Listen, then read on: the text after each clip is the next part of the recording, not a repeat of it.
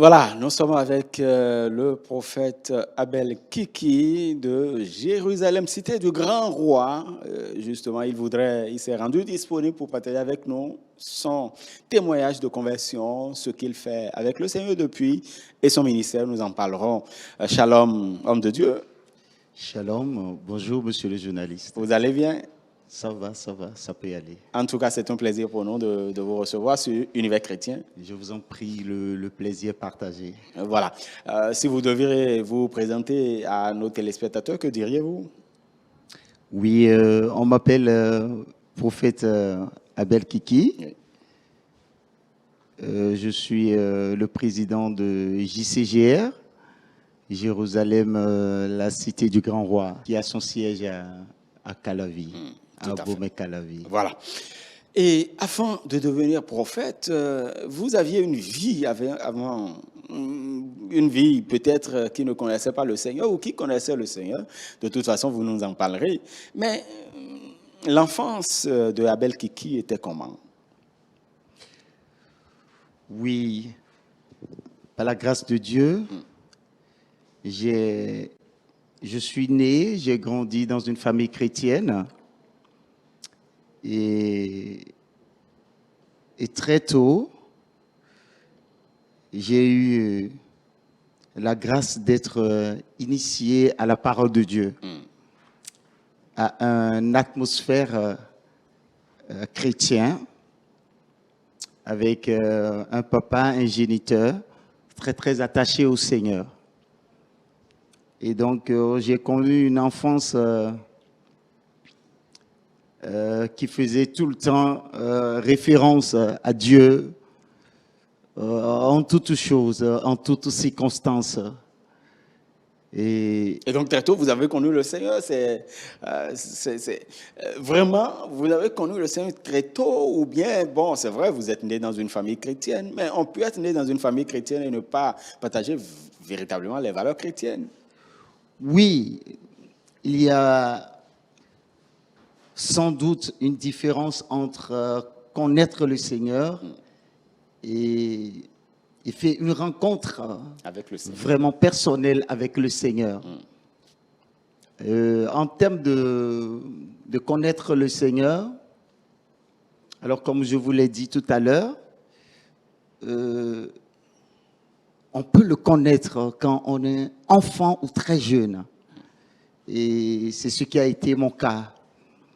Alors, très jeune enfant encore, déjà à 7 ans. Voilà, j'ai eu cette grâce-là, cette tendance naturelle poussée par le Seigneur, je crois bien, d'être très accroché à lui. C'est-à-dire que le petit Abel, excusez du peu, hein, le petit Abel ne volait pas l'argent de maman, ne faisait pas un certain nombre de choses qui étaient quand même communs à ceux de sa génération. Oui, vous savez, la parole de Dieu a un très grand impact sur notre vie. Et ces choses font partie de l'école, pas seulement voler, faire de ces choses. Quand on est enfant, même lorsque nous grandissons, bien qu'ayant connu le Seigneur, étant attaché au Seigneur très tôt, dans le parcours jusqu'à aujourd'hui, il y a eu des écoles, il y a eu des classes à franchir. Mais dans toutes ces choses, le Seigneur est demeuré fidèle. Il ne nous a pas lâchés, il ne m'a pas lâché, il ne m'a pas abandonné. Et il m'a permis, alors, dans sa grâce et dans sa miséricorde, de chaque fois revenir sur son chemin. Vous avez rappelé que vous avez cette chance d'avoir des géniteurs qui étaient très attachés à la parole du Seigneur, très attachés aux œuvres du Seigneur, très attachés donc à Dieu.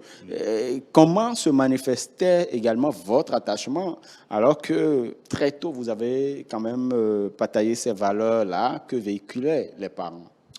Oui, aujourd'hui, c'est le moment de rendre particulièrement hommage à ces parents qui ont compris et qui très tôt ont décidé d'initier leurs enfants sur la voie du Seigneur. Instruis l'enfant selon la voie du Seigneur. Quand tu seras grand, il ne s'en détournera pas. Tout à fait. Dit la parole du Seigneur. Tout à fait. Et donc, enfant encore, ces souvenirs me reviennent très souvent et je les partage avec mes enfants à la maison. Quand on me faisait entrer dans le grand culte de dimanche, je faisais du bruit parce que toute la foule m'influençait. Et les sentinelles étaient là pour me faire sortir. On voulait pas que je reste à l'intérieur parce que je devrais perturber le culte, le déroulement. Le culte, le déroulement du culte. Et donc, après ces moments, j'ai grandi et j'ai accédé à l'école du dimanche.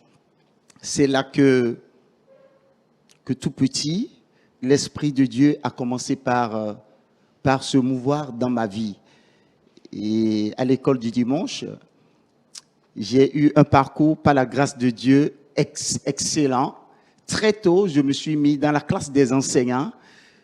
Alors que j'étais supposé être enseigné, j'avais commencé déjà petit à commencer par enseigner. Mais comment, pourquoi on pourrait dire, hein, c'est vrai qu'on dit très souvent que la valeur n'attend point le nombre d'années.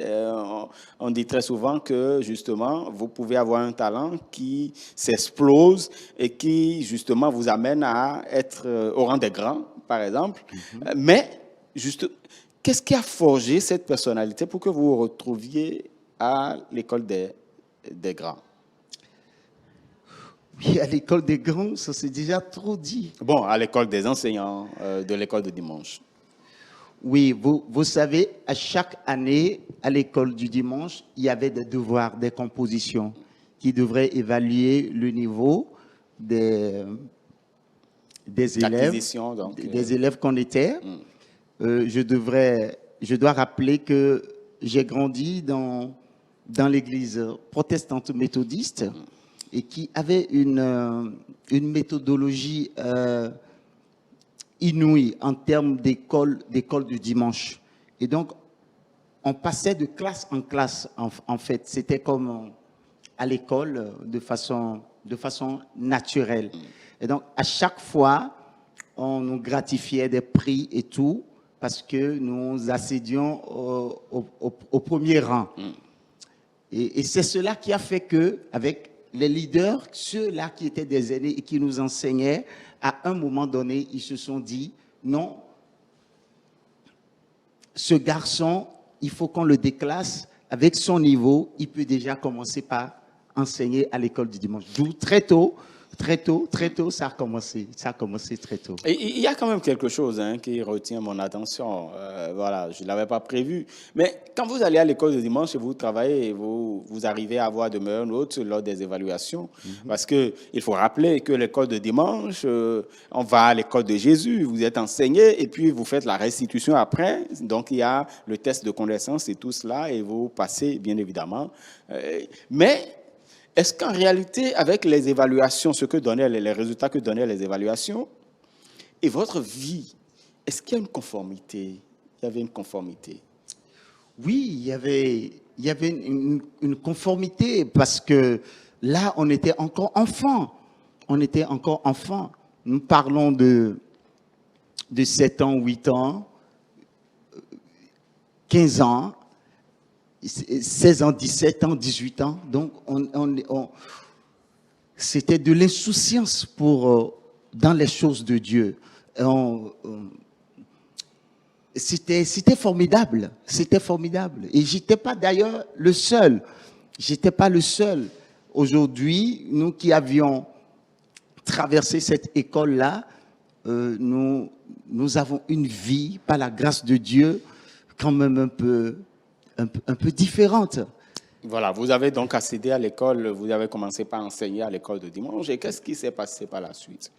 Oui, ce qui s'est passé par la suite, c'est que à un moment donné, il fallait faire la rencontre personnelle avec le Seigneur. Et donc, jusque-là, vous n'aviez pas encore fait cette rencontre-là avec le Seigneur? Du tout pas. Il y a toujours ce point d'ancrage qui fait la différence entre votre vie religieuse et votre vie de marche personnelle avec le Seigneur, dû à une rencontre personnelle avec le Seigneur. Et là, le Saint-Esprit vous engage réellement dans son œuvre. Donc, cela s'est passé en l'an 2000. Et quand... En fait, vous dites l'an 2000? L'an 2000 où les gens ont dit fin du monde là? Oui, bien sûr, bien sûr. C'est après la fin du monde, bon, en fait, présumé, supposé fin du monde, ou c'est quand? Ça s'est passé quand? Parce que, vous savez, hein, en 2000, on disait, la fin du monde, les gens ont vendu leurs parcelles, un certain nombre de choses. Bon, en griffe, c'est assez bête quand même. Oui, oui, c'était en cette année que tout a commencé, qu'il y a eu le déclic, le premier déclic, j'allais dire. Il y avait un programme qui se déroulait à la Maison du Peuple d'Akwakpa, à Cotonou. Et c'était une veillée de prière. Un ami m'avait invité et j'étais parti. Et ce jour-là, il y avait l'évêque Josué Aounon qui devrait enseigner et rendre ministère. Et quand il est sorti, c'est là que toute l'atmosphère a changé dans la salle. Comment? Expliquez-nous. Il était rempli du Saint-Esprit. C'est différent. C'est différent. Il y avait quelque chose de différent sur lui. J'étais quelque part au milieu de la foule, mais quand il est sorti, vous savez, cela s'appelle la présence de Dieu. Cela s'appelle la présence de Dieu. La présence de Dieu sur lui, en lui, manifestée au travers de lui, était si forte que les gens s'étaient mis à tomber. Et quand il a pris la parole et qu'il s'est mis à enseigner et à rendre ministère, c'est là que j'ai compris qu'en réalité, les dimensions n'étaient pas les mêmes. Qu'est-ce qu'il disait? Et c'était différent de ce que vous entendiez dans votre église. C'était différent de ce que vous enseignez, parce que vous étiez quand même enseignant de l'école de dimanche. Qu'est-ce qui était différent? Qu'est-ce qu'il disait? Quel est ce message qu'il vous a imparti? Oui, vous savez, ce qui m'a impacté n'était pas un message particulier. Parce que à l'école du dimanche, on nous avait appris les choses de la parole. On n'était pas aussi ignorants que ça, des choses de la parole. Mais la différence ici, c'était l'esprit, la manifestation du Saint-Esprit. Vous savez, nous naissons de nouveau et de la parole et de l'esprit. Les deux vont ensemble et forment le bon équilibre dans notre vie. Et c'est cela qui faisait carrément la différence ce jour-là. Et c'était une différence qui avait frappé Abel. C'était une différence qui m'avait sidéré. C'était une différence qui m'avait fait venir à l'hôtel ce jour-là quand il a fini tout et qu'il a dit « Qui sont ceux qui veulent donner leur vie au Seigneur ?» Ça aussi, c'était impressionnant pour moi. Qui sont ceux qui veulent donner leur vie au Seigneur? J'avais grandi dans un système où il n'y avait pas cette phrase-là, il n'y avait pas cela, il n'y avait pas ce pas personnel à vouloir donner sa vie au Seigneur, à vouloir l'inviter réellement dans sa vie. Donc, voilà, ce jour-là, j'avais fait ce pas et la dimension a changé. Voilà. Et donc, depuis ce jour, vous avez donné votre vie au Seigneur. Mais qu'est-ce qui s'est passé par la suite? Parce que, voilà, vous avez dit que vous étiez dans un système, vous retrouvez un autre. Et voilà, qu'est-ce qui s'est passé par la suite? On voudrait bien savoir. Les relations avec les parents, déjà, les relations avec votre entourage. Oui, merci beaucoup parce que à partir de ce moment, beaucoup de choses ont changé vraiment. beaucoup de choses ont changé. La prière liturgique qu'on avait l'habitude de faire avait changé carrément et avait laissé la place à une prière beaucoup plus guidée par le Saint-Esprit, par le parler en langue et tout. Et donc, pour les parents, c'était quelque chose de différent. Et même à l'école du dimanche, c'était aussi carrément des signes différents que les leaders avaient commencé par observer et discerner en moi. Et je me rappelle de temps en temps, et quand on finissait l'école du dimanche, on nous appelait à part pour nous faire quelques remontrances du genre, mais d'où est-ce que vous venez avec cette doctrine entre griffes? Vous sortez ça d'où? Et voilà. Mais il y a eu un autre déclic qui a permis à ce que je sorte de ce milieu-là. Et ce déclic, c'est quand, alors, celle qui était mon amie était tombée enceinte. Oui. Et quand cela s'est passé, alors j'avais décidé, cela avait amené quelques remue-ménages et les parents avaient décidé que j'aille à Porto Novo. Je dois vous rappeler que mon papa était un responsable, un des vice-présidents, le premier vice-président de l'Église. En ce temps-là, et dans le même temps, je devrais passer le bac. Et donc, les parents ont décidé que j'aille à Porto Novo pour continuer les études. Donc, j'avais quitté le milieu protestant à Cotonou, ici, et je m'étais rendu sur Porto Novo. C'est arrivé à Porto Novo que j'ai fait la connaissance d'une camarade de classe. Et cette camarade de classe, son papa est un pasteur protestant baptiste. Un pasteur protestant baptiste. Elle avait un petit frère qui faisait l'épilepsie.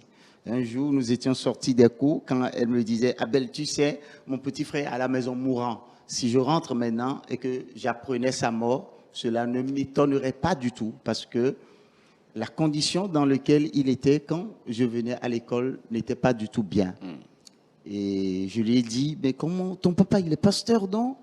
Il m'a fait « Oui, il est pasteur. » Je lui ai dit « Mais ton frère est mourant ?» Non, c'est pas possible. Tu m'amènes à la maison et je le ramène à la vie. Waouh! D'où est venue cette conviction-là? Oui, c'est comme je vous l'ai dit tout à l'heure, vous savez, le niveau avait changé. Quand j'ai dû lui donner réellement ma vie. Vous savez, il y a une différence. Pour ceux qui comprennent de quoi je parle, il y a une nette différence. Hein? Il y a une différence. Et ce n'est encore qu'un niveau. Et donc, ce jour-là, je me suis rendu chez elle à la maison. Son papa était au salon. L'enfant était un peu décalé de côté et perché sur un lit, un canapé. Et l'enfant mourait. L'enfant était en agonie, l'enfant mourait. Les parents s'étaient mis au dehors. Le papa seul était au salon. Et voilà, c'était une situation vraiment compliquée du genre. On attendait à ce que l'enfant rentre son dernier souffle. Alors, quand je suis rentré dans la maison, j'ai salué le papa. J'ai vu les gens qui étaient dans la cour de la maison. Je suis rentré dans le salon où était le papa, bien sûr. Et je me suis dirigé vers l'enfant. Et là, j'ai commandé à l'esprit démoniaque de quitter cet enfant. J'ai pris autorité sur l'esprit. Et c'est de là que le papa, il était sidéré. La façon dont les choses se sont passées, l'enfant, la manière dont, de façon instantanée, l'enfant était revenu à la vie en lui-même. Le papa, il était sidéré. Et c'est ce papa-là qui m'a connecté maintenant à un prophète, un serviteur de Dieu, qui a été mon mentor de 2006, puisque tout ceci se passait en 2005 et 2006. Et c'est lui qui m'a connecté à un prophète en 2006. Je suis resté avec ce prophète de 2006 jusqu'à 2009-2010. Et donc, c'était votre premier miracle alors? Bon, le premier miracle opéré par Dieu au travers de vous? Non, ce n'était pas mon premier miracle, du tout pas. Du tout pas. Parce que déjà, dès lors que j'avais donné ma vie au Seigneur, baptisé du Saint-Esprit, le Seigneur avait déjà commencé par faire beaucoup de choses. Je me rappelle, on marchait de Ciné-Concorde, Cotonou-Ciné-Concorde, pour le CNHU, Hubert Maga. Vous imaginez le nombre de kilomètres dans le jeûne et dans la prière. Il y avait donc ce zèle-là. Il y avait ce zèle, on allait particulièrement dans la salle de réanimation. On priait pour des gens. Ce n'était pas du tout le premier miracle. Je me rappelle un jour, j'étais à l'hôpital Saint-Luc pour une personne malade dont on retirait de l'eau de son ventre. Et j'avais prié, j'étais parti et le Saint-Esprit l'avait guéri instantanément. Le lendemain, les docteurs ont demandé à ce qu'on ramène le petit qui a fait la prière. J'ai pris peur, je n'étais plus parti. Donc, le Seigneur avait déjà commencé par faire des choses. Mais ceci a été un déclic qui m'a lancé dans le ministère. Voilà. Et donc, vous êtes entré dans le ministère. Est-ce qu'il y avait quand même cet appel-là qui... Vous avez ressenti un appel au ministère ou bien, comme Dieu vous a commencé par vous utiliser pour les miracles, vous avez dit, maintenant, il faut servir l'Éternel? Merci beaucoup, ça c'est une très belle question. Vous savez, je vous l'ai dit au début que très tôt, il y avait cette tendance-là. En tant qu'enfant, je me rappelle, enfant, les parents m'appelaient pasteur. Mon papa disait à ma maman, Madame, Dieu t'a donné ton pasteur. Je crois que le Seigneur appelle certaines personnes dès le sein maternel. Et c'est une grâce. C'est une grâce. Au fur et à mesure que je grandissais, ce qui se passait était que l'appel ne faisait que se démontrer et se révéler. Jusqu'au moment où, au travers des visions, des révélations, des apparitions, alors l'appel a été totalement confirmé. Non seulement au travers des révélations, des visions, mais aussi au travers des personnes avisées de ce pays et qui sont dans le corps chrétien, qui sont des pères et des aînés. C'est comme je vous le disais tout à l'heure, c'est ce monsieur, ce pasteur protestant baptiste, Augustin Koudazakpa, il s'appelle. C'est lui alors qui m'a introduit à un prophète, c'était en 2006. Parce que son enfant était revenu de façon extraordinaire. Il s'est dit, toi, tu es un grand homme de Dieu. Il est allé voir le prophète. Le prophète était à Porto-Novo dans le temps. Il lui a dit, prophète, j'ai trouvé un jeune qui peut te garder ton église. Un jeune étudiant. J'étais encore en classe de terminale.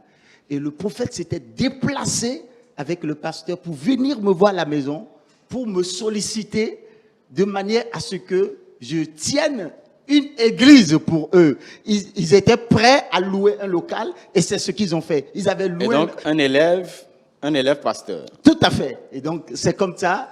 Alors, en classe de terminale, j'avais commencé et voilà, je suis devenu pasteur par là. En tout cas, vous en avez... 2006. Voilà. Et l'église s'est mise à prospérer entre mes mains. Voilà. Et le ministère a commencé par là. Et aujourd'hui, vous êtes quand même le président de Jérusalem, cité du Grand Roi. Et tout cela, vous allez nous parler un peu comment ça se passe à Jérusalem, cité du Grand Roi.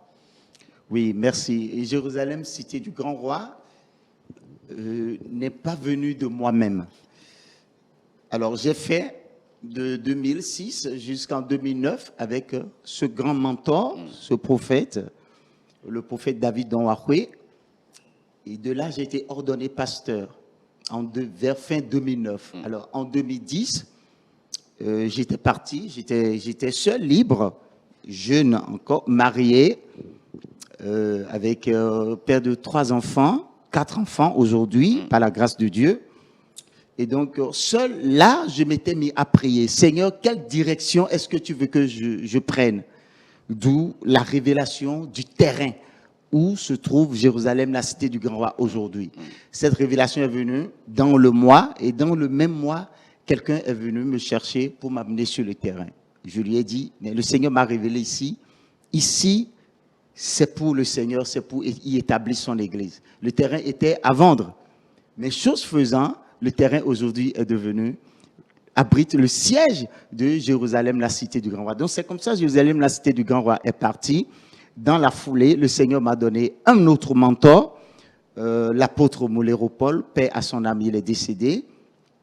Il fut le président de AFAEB, Association des forces armées évangéliques béninoises. Et c'est ce monsieur-là qui m'a coaché dans les débuts et qui m'a réintroduit à l'évêque Josué Aounon. Donc ce monsieur de 2010 à 2013 est resté avec moi en 2013, m'a ordonné révérend pasteur par la grâce de Dieu.